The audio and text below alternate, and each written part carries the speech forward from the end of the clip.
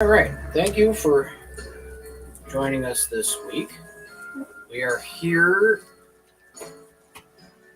on a day when here doesn't exactly look like spring. We had snow. We've been having wind. There. Trying some intro music, maybe. There we go. That's not too bad.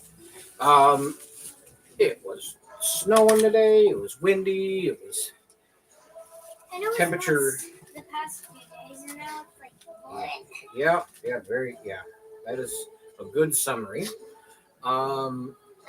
This is our weekly church service. It's a little after 6 p.m. right now. If anybody remembered, we had to change times because of spring activities.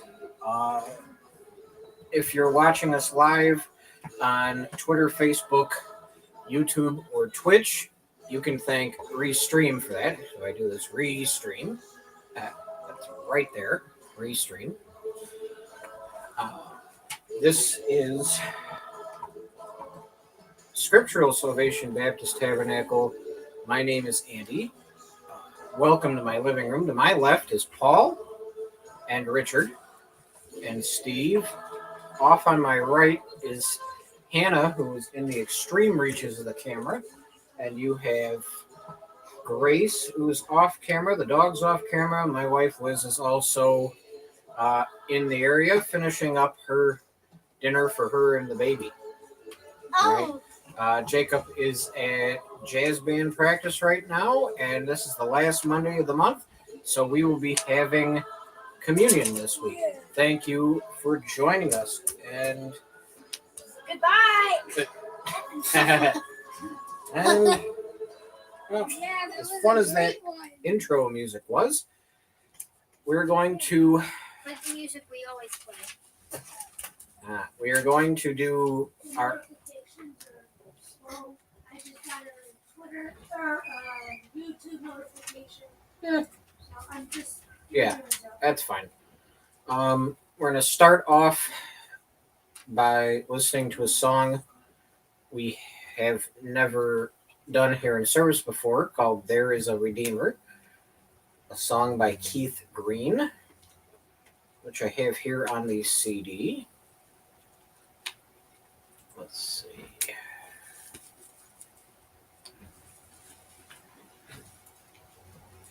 It would be this one. Let me find the track. I think it's this one. Steve, want to sing this? Paul. He's not there. Okay, ready?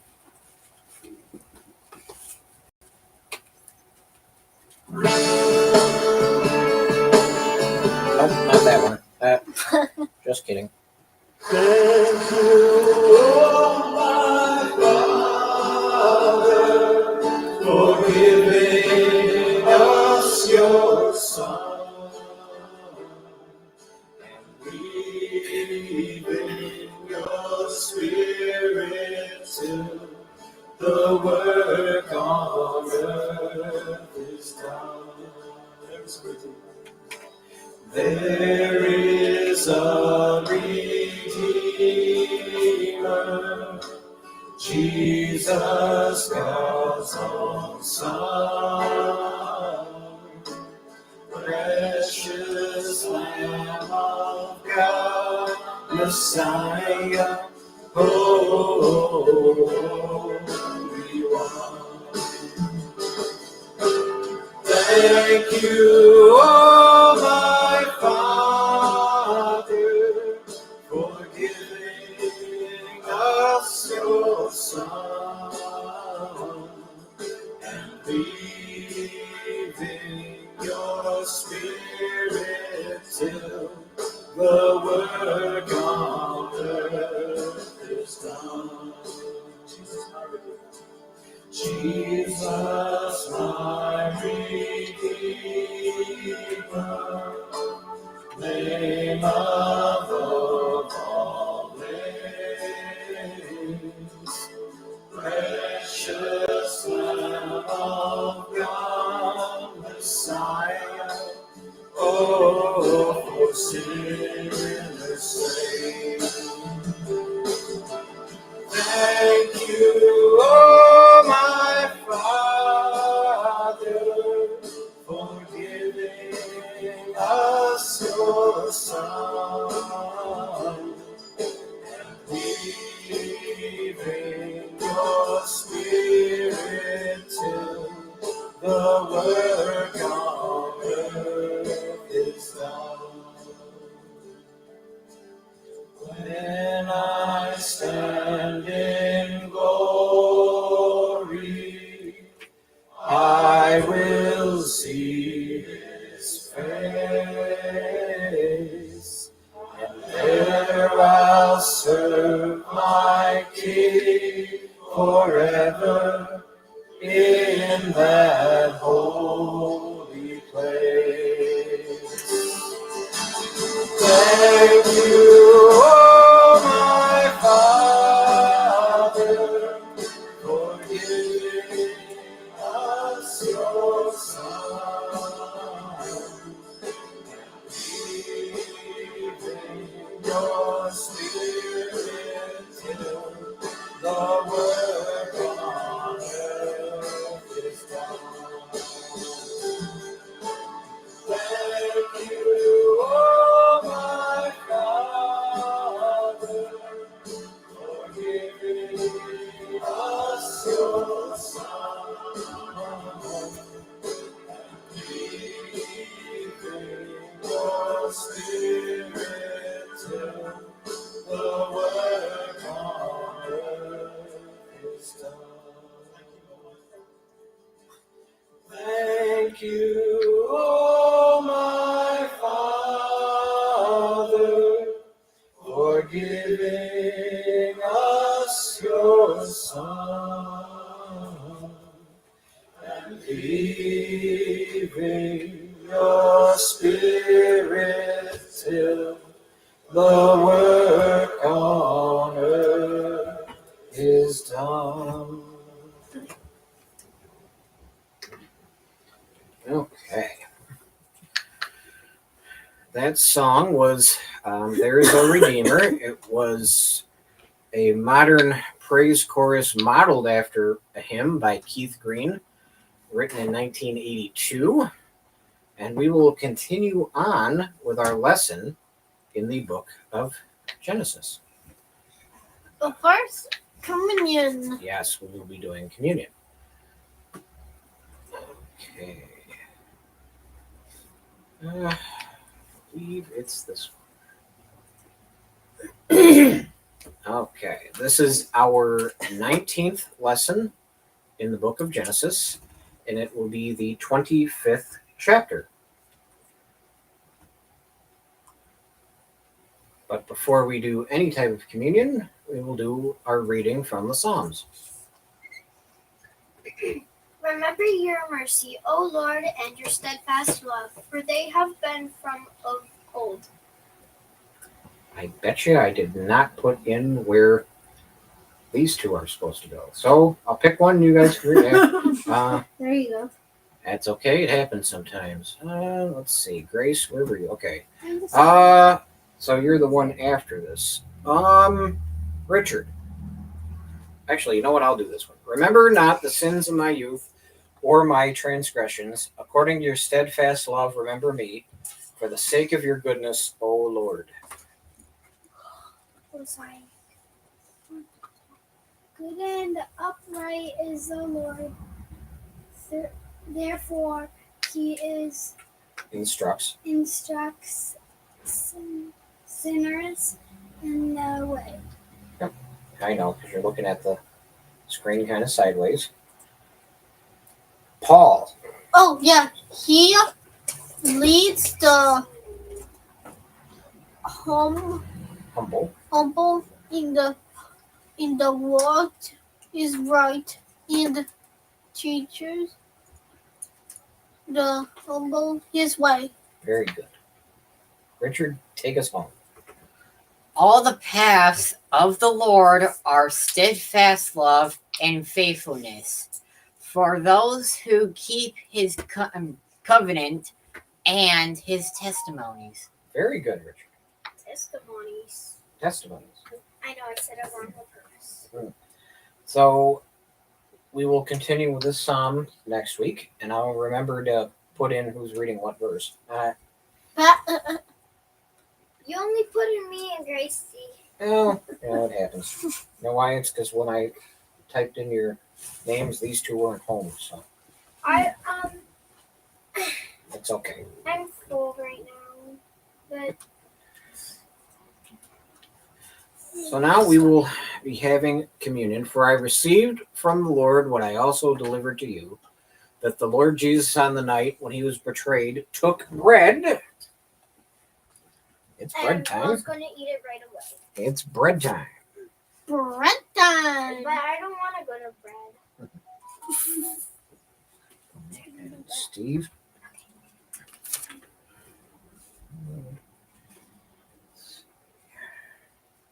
Richard. And Lily. And Don't forget about me.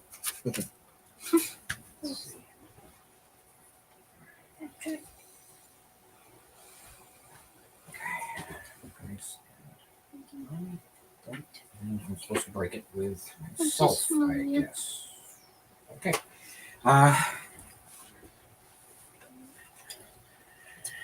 And when he had given thanks, he broke it and said, "This is my body, which is for you. Do this in remembrance of me."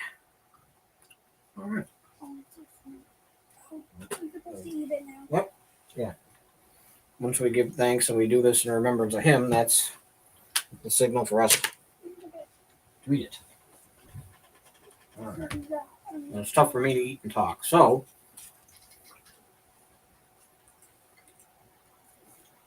in the same way, also, he took the cup after supper. So, all right, after they had eaten their Passover meal. All right. Paul, Richard. No. Yeah. Grace.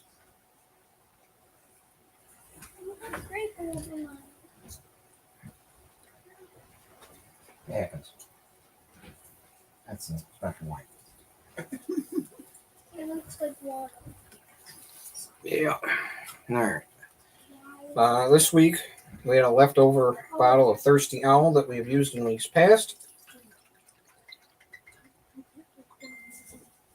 So, and next week we're going to go back to the wine we used last time, Thousand Island.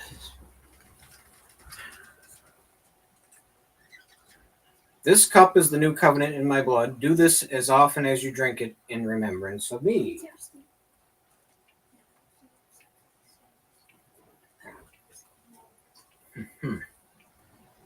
No.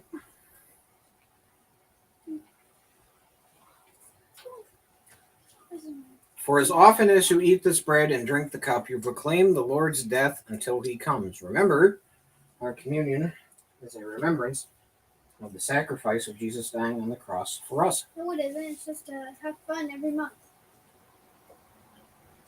No, it's so we can eat and drink. Yeah. Yeah. Okay. Let's see. My volume's still on over there. Good. Okay.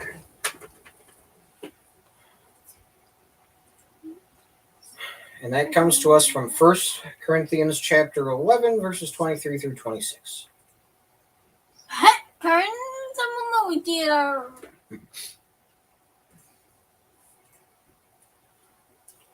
The last lesson that we had the death of Sarah, and we had Isaac obtaining a bride that happened to be related to him through the family of Abraham.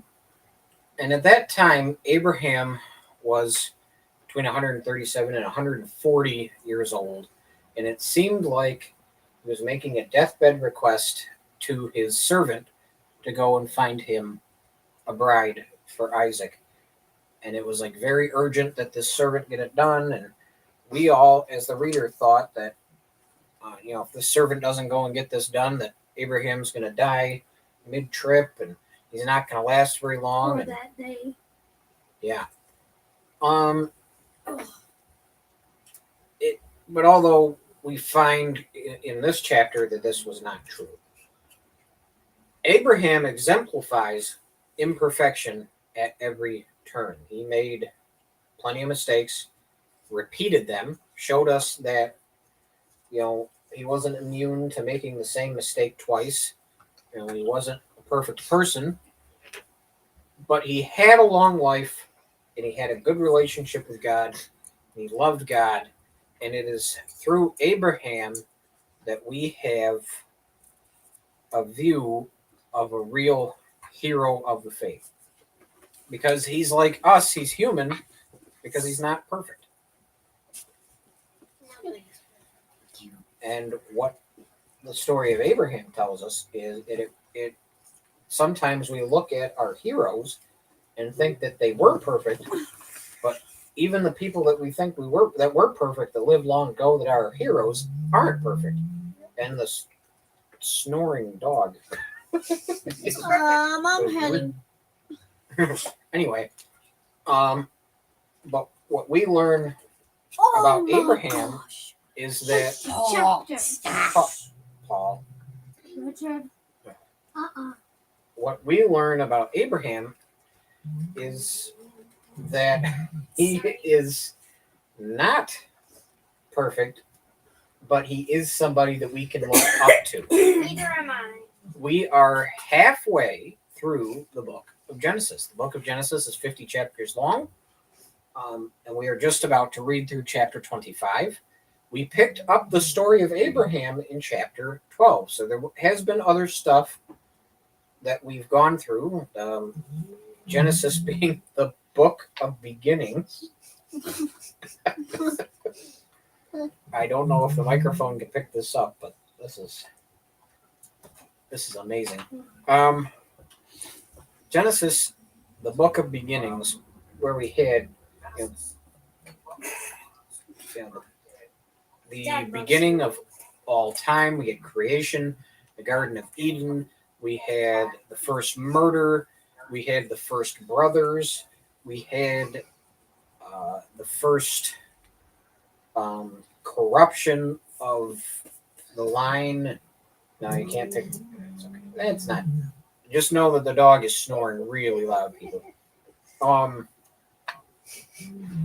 In this book of firsts, through Noah and how that Noah wasn't a perfect person. He ended up getting drunk off of wine, and his own son ended up having a grandson with his wife. Now, Abraham being the father of the Jewish nation, we've been following his story for several chapters now. And we're going to read through Genesis chapter 25, verses 1 through 11.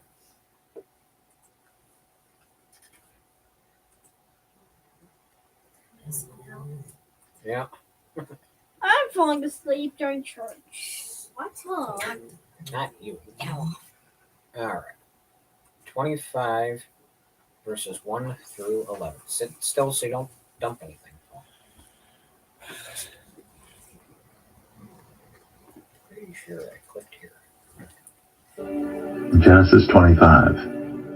Abraham took another wife, whose name was Keturah. She bore him Zimran, Jokshan, Medan, Midian, Ishbak, and Shua. Jokshan fathered Sheba and Dedan. The sons of Dedan were Ashurim, Letushim, and Leomim. The sons of Midian were Ephah, Epher, Hanok, Abida, and Elda'ah. All these were the children of Keturah. Abraham gave all he had to Isaac, but to the sons of his concubines Abraham gave gifts, and while he was still living, he sent them away from his son Isaac eastward to the east country. These are the days of the years of Abraham's life, 175 years. He breathed his last and died in a good old age, an old man and full of years, and was gathered to his people. Isaac and Ishmael, his sons, buried him in the cave of Machpelah, in the field of Ephron, the son of Zoar the Hittite, east of Mamre, the field that Abraham purchased from the Hittites. There Abraham was buried with Sarah his wife. After the death of Abraham, God blessed Isaac his son, and Isaac settled at Be'er Lahai Roi.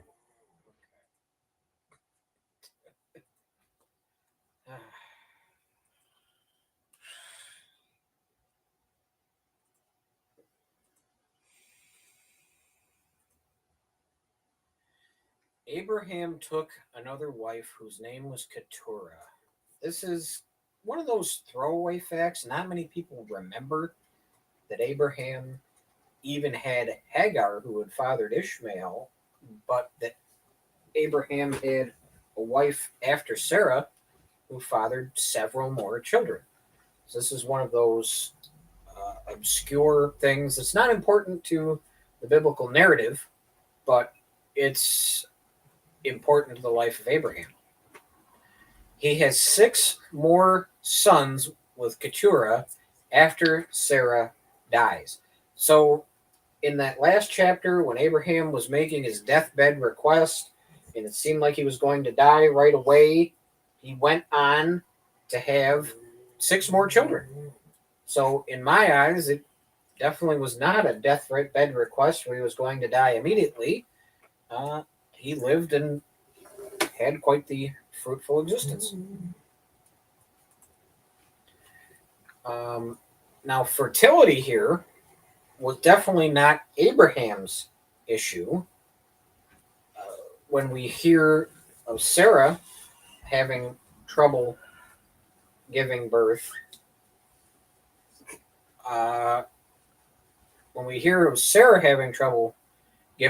remember at pretty much every turn, Abraham's having children the first time he's trying. So fertility was definitely not something that he suffered from. He had Hagar, who fathered him Ishmael, and then Keturah had all those children. We don't know their names because they're not important. Okay, that's fine. One of the names that's mentioned is Sheba and Dedan, and these are nations that are mentioned in the book of Ezekiel. We talked about an event that happens in the future, and Sheba and Dedan were there, and it's kind of nice to see their ties to where these nations started in Genesis, but they're not really important to the rest of the Bible story. And then another nation that's mentioned is the Midianites, and they pop up multiple times in the Old Testament. We hear about the Midianites. Abraham gave all he had to Isaac. Remember, Isaac is the son of promise. And at 175 years old, Abraham dies, and he's buried in the family tomb. They took Abraham back to where Sarah had been buried 40 years before that, and they bury Abraham and Sarah in Machpelah, double the cave for couples, and Abraham and Sarah are buried together. But to the sons of his concubines, Abraham gave gifts.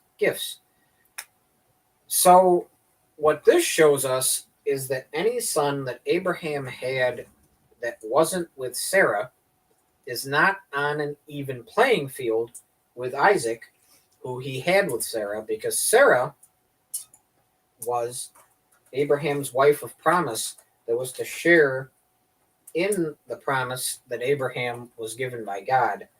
And these other wives and children that Abraham has, God calls them concubines. They were not on an equal footing with legal standing as Sarah and Isaac.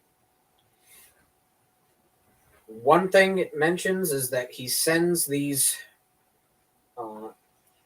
children of the concubines eastward to an east country. Now, earlier in Genesis, we talked about anytime somebody went east, it wasn't good.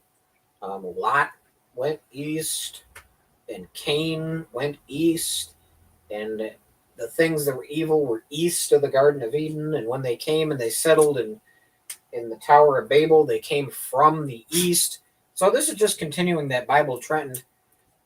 Not only did they go east, they went eastward to the east country. It was east of east, lots of east. Bad.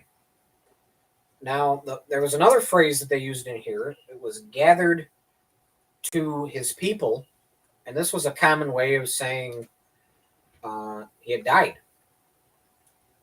And the place that Isaac ends up settling at, Beer Lahai Roy, is where the slave girl Hagar had run to and had found a well where Ishmael was saved. So Isaac goes and lives there. And we know of this place. We've heard of it. Beer Lahai Roy. If we're looking in the Promised Land here, the Cave of Machpelah is by Hebron. And then there was a well at Beersheba. And then way down here in the south was Beer Lahai Roy. And that is where Isaac settled. Right? It's a movie theater. And now we have Abraham dead. Wall falling down. Genesis 25, verses 12 through 8. All right. 12 through 18. I said that wrong. Share the 12 through 18.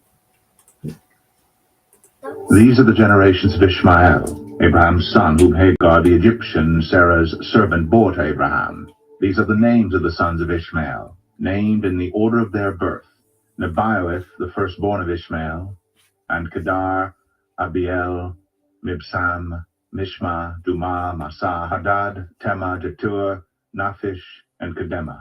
These are the sons of Ishmael, and these are their names by their villages and by their encampments. 12 princes according to their tribes. These are the years of the life of Ishmael, 137 years. He breathed his last and died, and was gathered to his people. They settled from Havilah to Shur, which is opposite Egypt in the direction of Assyria. He settled over against all his kinsmen. Okay.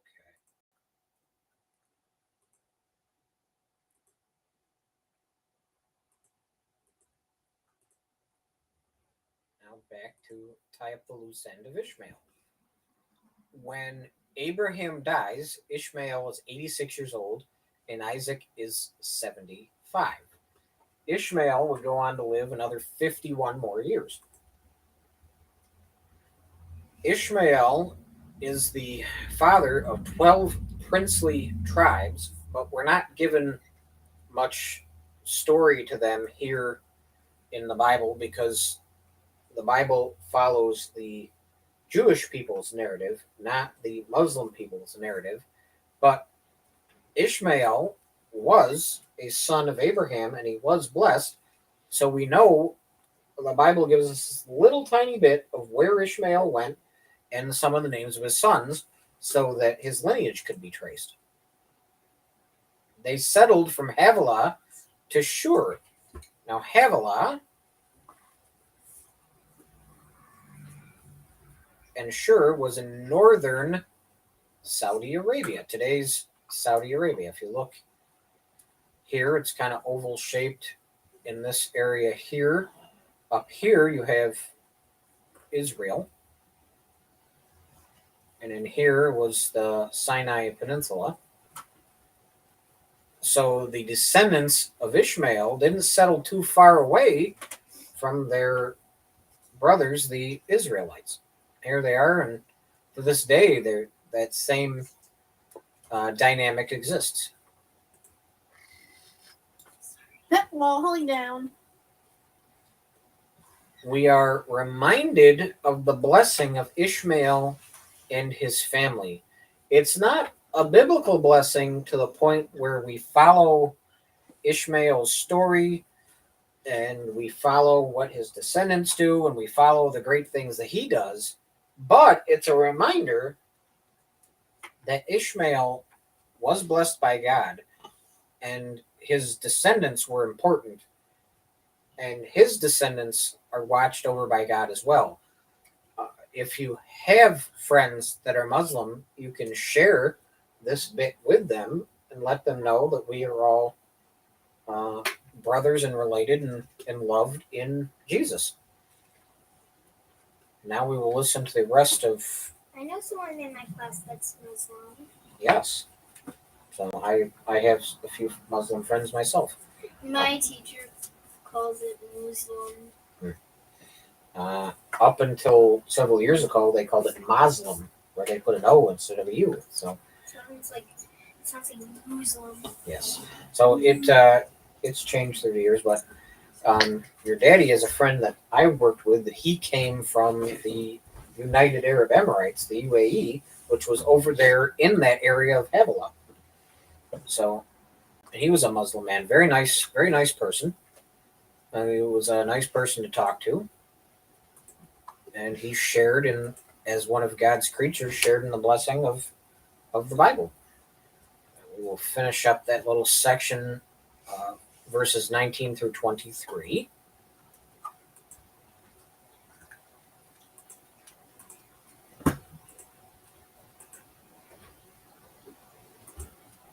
Nope, wrong. These are the generations of Isaac, Abraham's son. Abraham fathered Isaac, and Isaac was 40 years old when he took Rebekah to be his wife, the daughter of Bethuel the Aramean of Padan Aram, the sister of Laban the Aramean. And Isaac prayed to the Lord for his wife, because she was barren. And the Lord granted his prayer, and Rebekah his wife conceived.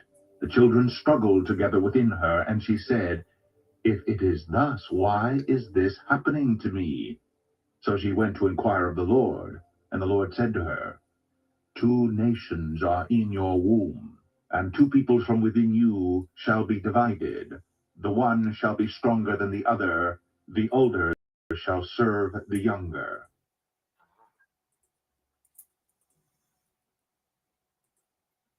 I am not serving the younger. Now, these are the generations of Isaac. Officially shifts the story from Abraham onto his descendants.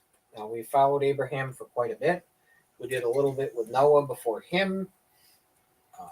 So now we're moving in our narrative from Abraham onto his son, Isaac.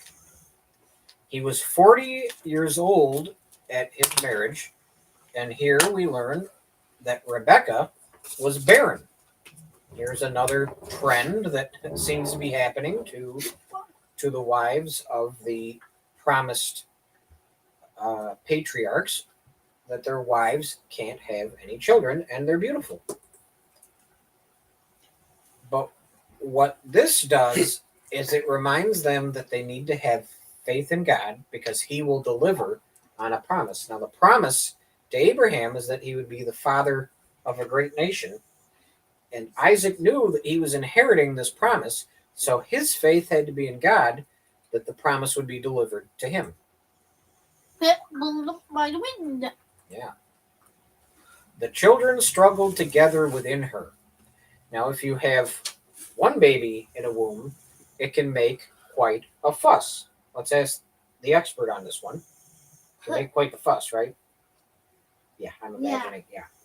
I've never had this experience. So. Yeah, obviously. So. You're trying to settle down for bed?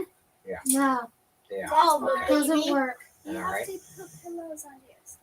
So there's just one baby in there.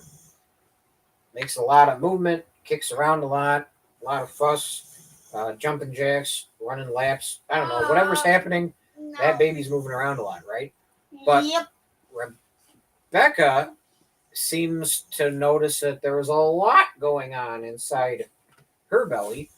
And when you have more than one baby vying for limited space, it definitely would make even more of a fuss than one baby. And remember, at this point, in the ancient world, there were no sonograms or OBGYNs. They just had faith. So they had to wait until they were positive that they were pregnant. It was very different back then. Now, there are legends in the Hebrew world that try to tell of different things that happened while Rebecca's babies were in the womb. Like, tried to say that when she'd walk near a pagan altar, one of the babies would start to beat up the other one, and when she'd walk toward the altar of God, the other baby would beat up the other one. And this is all just speculation. It was stories that was Yes. added in, afterwards. This stuff did not happen. If it is thus, why is this happening to me? Now, there's a lot going on in the womb there, and Rebecca's, noticing that things are kind of going wild, and she's a first-time mother, and she's concerned, like anybody would be, especially since she can't go down to the OBGYN and have a sonogram taken or be given a stress test or any of that stuff. She's just got to go by what she feels internally. More than likely, she's feeling the normal utero movements, but there are stories of twins that are in the womb that are boxing and wrestling with each other. So, yeah, little twins, when they're inside their mother and they're developing, actually, you can actually look it up on YouTube and see little sonograms of twins boxing each other. Because as twins are learning, or any baby is learning to move, they're kicking and punching, and twins are in there sharing the same little tiny space, so they're slapping and wrestling, and maybe they're Irish step dancing together. I'm not sure, but No. you don't think so? No. You don't think they're that coordinated yet? No. Okay. Dad, you're going low too So far. she went to inquire of the Lord. Rebecca knows that something is up here. First time mother, she's concerned. She knows that the babies are moving around quite a bit, so she goes to God, and this is good instincts. Up until now, we've had many people that have tried to take everything into their own hands. We had Sarah, who tried to take Abraham's promise and let him have a child with somebody else just so that he could have a child, and even though it wasn't her. But Rebecca goes, you know what? I'm gonna follow my faith and I'm gonna go to God myself. 2 nations are in your womb. God foretells the forming of 2 nations that will exist. And 2 peoples from within you shall be divided. The other nation that's in the womb of Rebecca is called the Edomites, and they actually go on to become enemies of Israel. The one shall be stronger than the other, and what this means is that one of the nations is going to have historical significance. We're going to follow that nation's story through the Bible. It's going to be greater. It's going to have, an empire and this whole thing. And the older shall serve the younger. And this is a common biblical theme. We've seen it so far where the son that was younger than the other one actually comes to find more favor in God's eyes. This happened Abel, when it was Cain and Abel. Abel was more favored than Cain was, and then it went on to Seth. Seth was younger than both of them. He went on to be more favored. And then it went to Noah's sons, was Japheth, Shem, and Ham. Japheth, Shem, and Ham. Why did they name their son Ham? Well, I don't know. Did you hear half those names when it was talking about the sons of Ishmael? Yeah. Yeah, doesn't matter. The only ones we have to remember are the ones that are important to the story.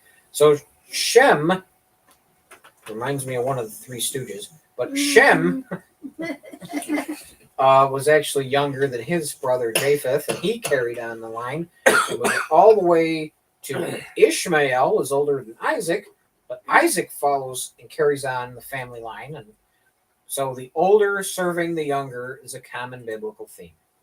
Last preaching. And we'll listen to Genesis 25, verses 24 and 28.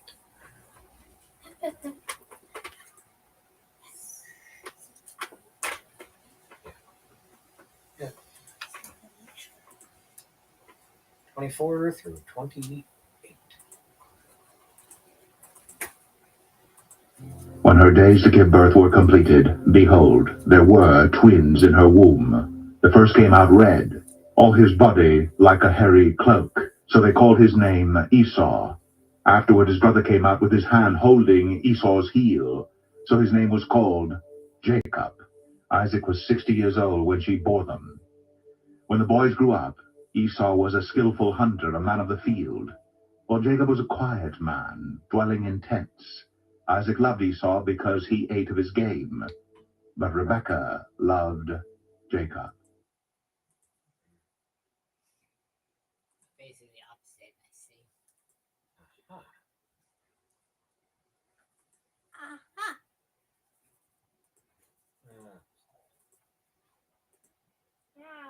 When her days to give birth were completed.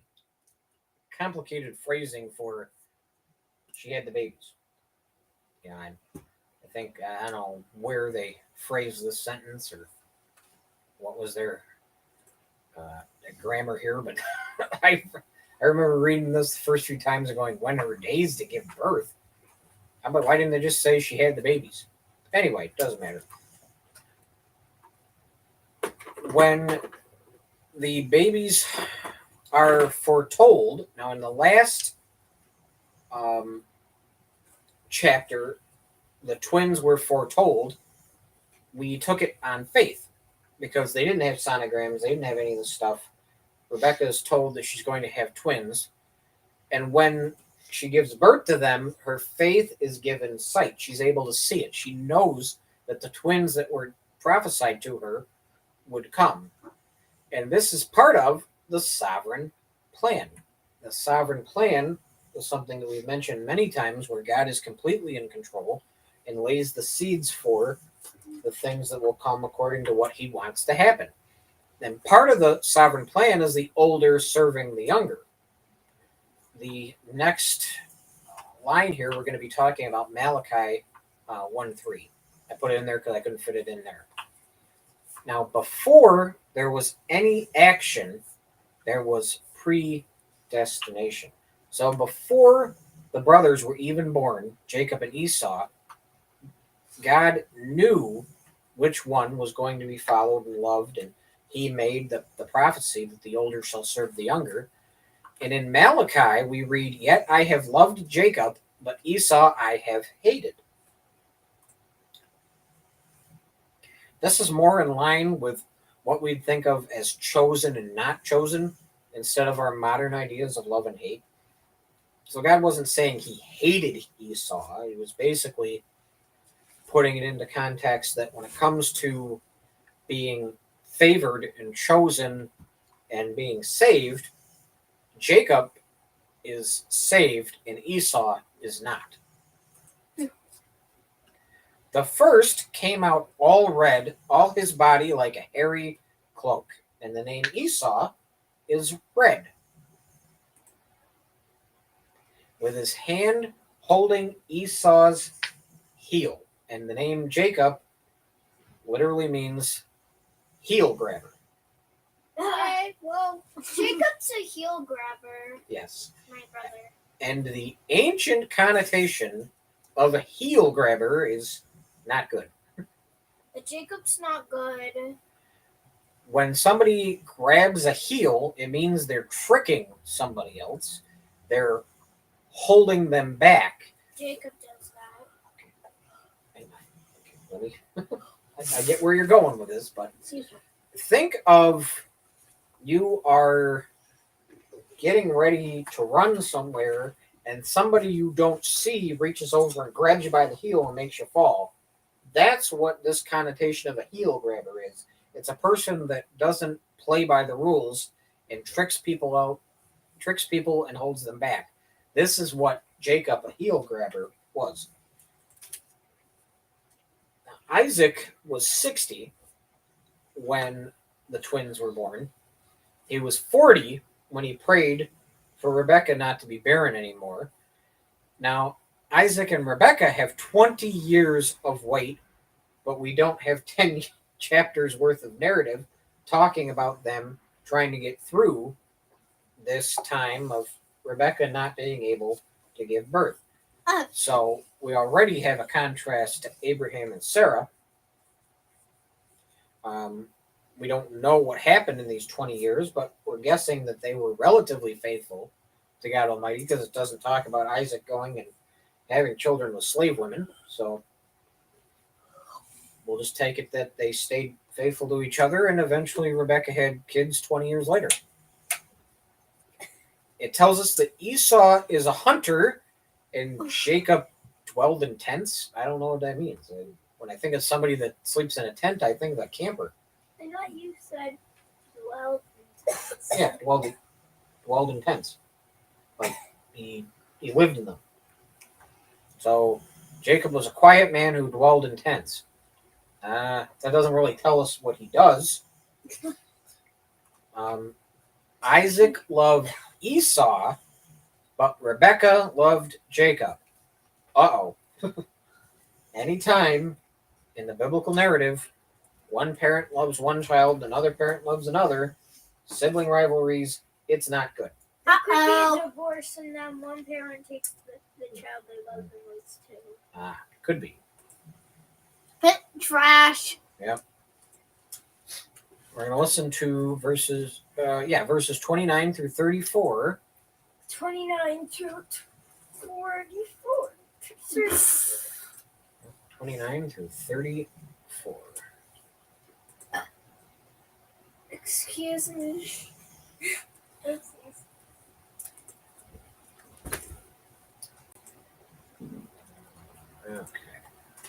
Once when Jacob was cooking stew, Esau came in from the field, and he was exhausted. And Esau said to Jacob, "Let me eat some of that red stew, for I am exhausted." Therefore his name was called Edom. Jacob said, "Sell me your birthright now." Esau said, "I'm a buy. Of what use is a birthright to me?" Jacob said, "Swear to me now." So he swore to him and sold his birthright to Jacob. Then Jacob gave Esau bread and lentil stew, and he ate and drank and rose and went his way. Thus Esau despised his birthright.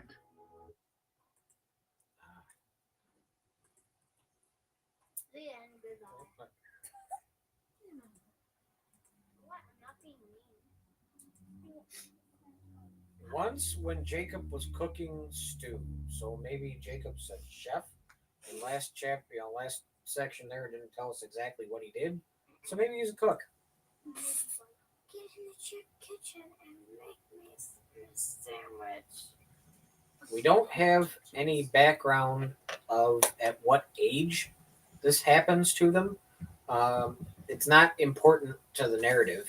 We just need to know how this plays into the characters of Jacob and Esau.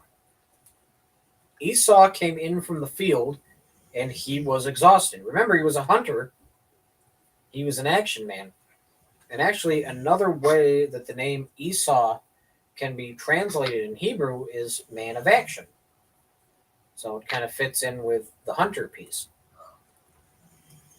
Now, an ancient stew that Jacob would have made would have consisted of carrots, celery stalks, onion, garlic, red lentils, barley, and cumin. There was actually a time I went to a church service and we made this stew, and I had some of it. I don't remember how it tasted now, but it was kind of done to remind us of what Jacob bought his birthright with for a little bit of stew. It was reddish in appearance. So Edom, much like Esau, is another name for red. Jacob being a hairy red man, or Esau being a hairy red man. Sell me your birthright now. Remember, Jacob being the heel grabber, the usurper, the trickster, says, well, I'll let you have some of this stew if you sell me your birthright. What's that? So the birthright being what the father would give to the firstborn son as the rights to inherit the property, the family land, the house, the acres, the farm animals. Jacob has his brother give him the family birthright for a bowl of soup. I am about to die. Of what use is a birthright to me? Well, that's maybe a little dramatic.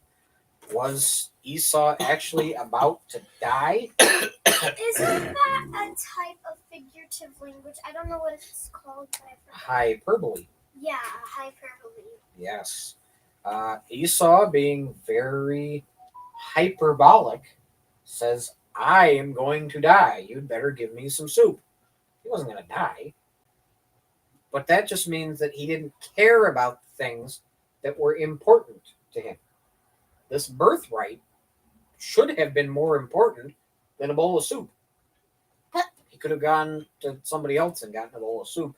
He didn't have to have his trickster little brother sell him his birthright for a bowl of soup. Esau sells the birthright, his inheritance. Now, like I had said, there are two types of inheritance that people in the biblical narrative get. And one of them is the physical. It's the inheriting the property, the land, the farm animals, the Another inheritance. the land rights. The other inheritance is the spiritual inheritance, the blessing from God that was given to Abraham that made him fruitful and plentiful. It was passed on to Isaac. He was blessed. Now, Isaac is going to pass that on to one of these two boys. Now, Esau was supposed to get both of these blessings. He gave away one of them. He just sold his rights to the family land for a bowl of soup. But the spiritual blessing hasn't been talked about yet. Esau despises his birthright, meaning to him, his birthright, the land, the house, all the possessions were so unimportant to him that he was willing to give them all up to have a bowl of red soup with carrots in it. Couldn't he try to make it himself? See? So he was being hyperbolic. I'm going to die. You better give me this soup. What does the family inheritance mean to me if I'm going to die? Dramatic. Esau was a little bit dramatic. And this lesson teaches us that God entrusts all of us with his birthright, inheriting the kingdom of heaven. And if we're not, we don't think that it's important enough, we'll sell our birthright in heaven to the devil for some silly things.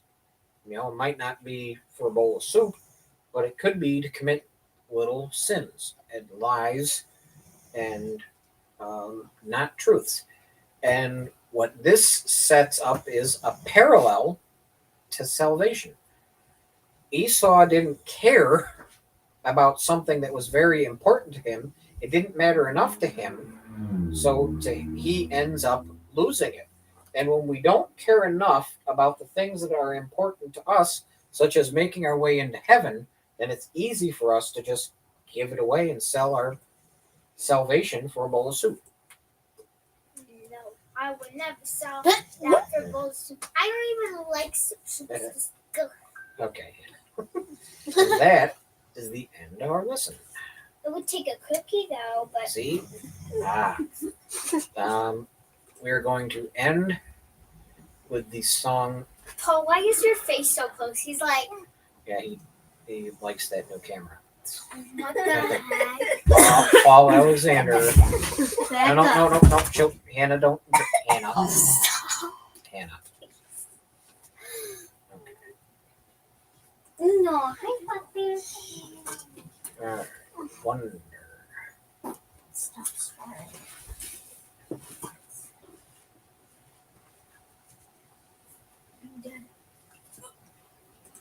I do have the train puppet. I hope that's the right What? slideshow. Okay. Dad forgot to mention the dog. Steve losing the show. Nope, that is not the right slideshow. Where's Wonder? Stop it. There. Have you ever seen the wonder in the glimmer of first sight? As the eyes begin to open and the blindness meets the light. As your hands start to I see the world divide. I see the world in wonder. I see the world in light. Bursting living color. I see the world your way. But I'm walking in love. Have you ever seen the world? Every second life. The color of the world. No one left behind. And so say, I see the world in light. I see the world in wonder. I see the world in light. Bursting living color. I see the world your way.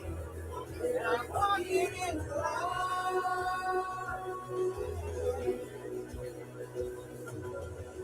I see the world in grace. I see the world in gospel. I see the world your way. And I'm walking in love.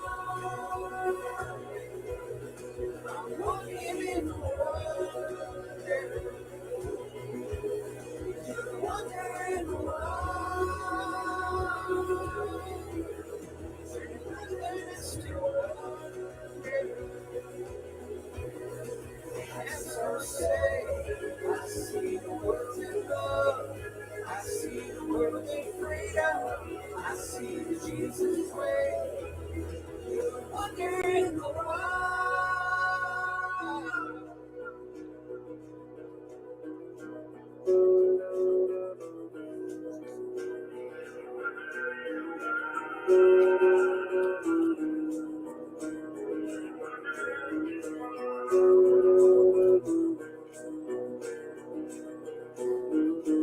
I see the world your way, and I'm not afraid to follow. I see the world your way, and I'm not ashamed to say so. I see the Jesus way, and I'm walking in light. I see the world in light. I see the world in wonder. I see the world in light. Bursting living color. I see the world your way. And I'm walking in light. Oh, I see the world in grace. I see the world in gospel. I see the world your way. And I'm walking in light. I'm walking in wonder. And wonder in turning my eyes to wonder. I see the world in love. I see the world in freedom. I see the Jesus way.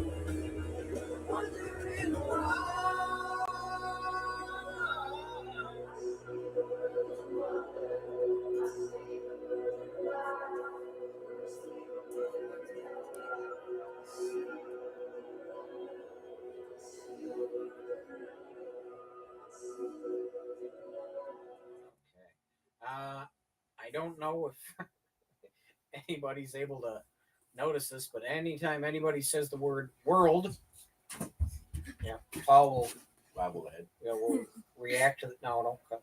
We'll react to the word world. Yeah. So, Paul likes it when we sing Jurassic songs about the world. Right? Jurassic World. Yeah. So, the main lesson of today's story was about we've transitioned from the story of Abraham. We spent several chapters with him, how he's not a perfect person. We very quickly went through the story of Isaac, didn't spend much time with him at all. And we've moved on to his sons, Jacob and Esau, and how if you're not careful about things that are important, they're taken away from you, just like Esau sold his birthright for a bowl of red stew. I will never Yeah. do that. So Yes. So that is, it's not just about soup or cookies. It's an important story about keeping important the things that are important. Do you have a question, Hannah? no. Okay. I'm getting Oh, it. she's getting ready to tell everybody goodbye. So, I hope everybody has a great week. We will see you all next week. We'll continue on